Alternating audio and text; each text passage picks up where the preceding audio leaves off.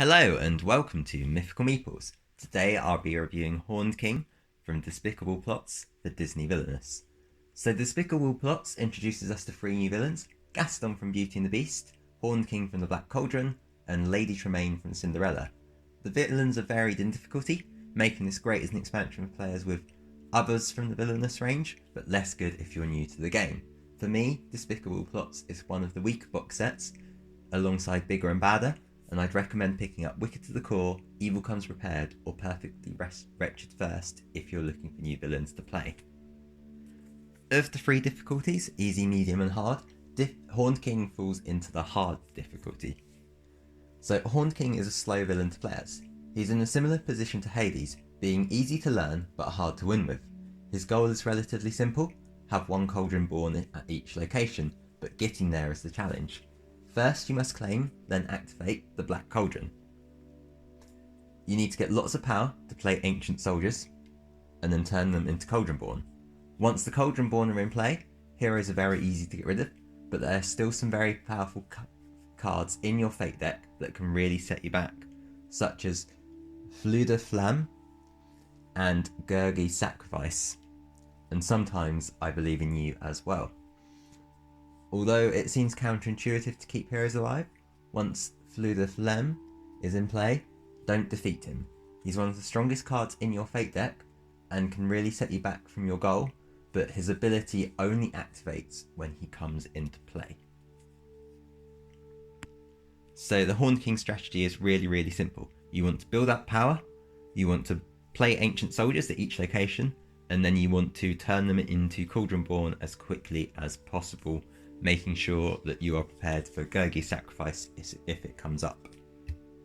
And now I'm going to talk about the top three cards. So how I do the top three cards is picking cards that are good, but they're not necessarily the ones that you necessarily need to achieve your goal. So for instance, Hades, the Titans would obviously be the top three cards, but I want other cards to make it more interesting a review other than just picking the ones directly related to your goal.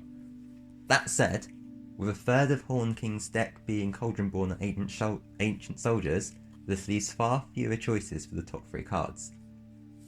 And the first card that I want to talk about is in fact the Cauldron Born. Although part of your goal, Cauldron Born are also your strongest allies, with a strength of 6. Additionally, they aren't discarded once they've been used to defeat a hero, which means that any location with a Cauldron Born becomes a bad place for your opponent to place heroes, which means that you have control over your fate deck by putting these down. As you want a Cauldron Born at each location to win, spreading out your Cauldron Born becomes doubly useful to both achieve your goal and protect yourself from being fated. Second card in my top three is Captured. So Captured is a really useful card for getting through your deck and finding your Cauldron Born earlier. I find the most useful time to play this is when I can discard cards afterwards, because it makes it easier for you to find your ancient soldiers and Cauldron Born. Alternatively, if I can't move to a location where I can discard cards, if I'm on Morva and Throne Room is covered, then playing this at Fairfelt Kingdom gives me more options to choose from for my second play. As Horned King, you need to cycle through your cards, and any ability that helps you do so is good. The only disadvantage to this card is there's only one in your deck, so if it's at the bottom of your deck and you don't see it, it's not very useful to you at all. Third card in my top three may seem a bit strange. It's Gwyfaints. So your deck is full of strong allies, but I find this really useful in the early and mid games before you get your Cauldron Born out. Most heroes, except for the Witches of Morva in Horned King's Fate deck, have a strength of 1 or 2, meaning this can be used to defeat any of them. The biggest benefit of Gwyfaints is their ability to defeat heroes at adjacent locations. So if you play it at the Fairfolk Kingdom, you've got Morva and the dungeons covered, essentially forcing your opponents to play heroes to the Throne Room instead of getting them defeated on your next turn. So there are a few special mentions I want to make as well, and those are Visions, Show Me the Black Cauldron, and Only Moments Away from Victory. So these are all cards that have one thing in common, and that's power.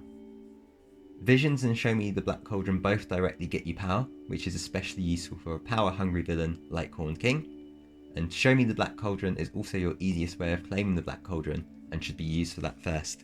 So you'll be wanting to play that as soon as you see it to claim the Black Cauldron. Only Moments Away from Victory is somewhat harder to play, requiring your opponents to play items whilst you have a copy of Only a Moments Away from Victory and Ancient Soldiers in your hand, but it saves you free power and essentially gives you an additional play as well, which action economy is really, really important in Disney Villainous. So that's it for Horned King. I hope you enjoyed this review, hope you found it helpful. Please like, comment, subscribe. This helps me grow as a channel and be seen by more people. I'd also like to know your thoughts on the Horned King and Despicable Plots and other villainous games if you're interested in sharing them. If you want to support me in other ways as well, you can become a member of Mythical Meeples or support me on Patreon. There's links below for both of those where you'll gain access to extra content, sneak previews and behind the scenes. So thank you again for watching and I'll see you in the next one. Bye for now.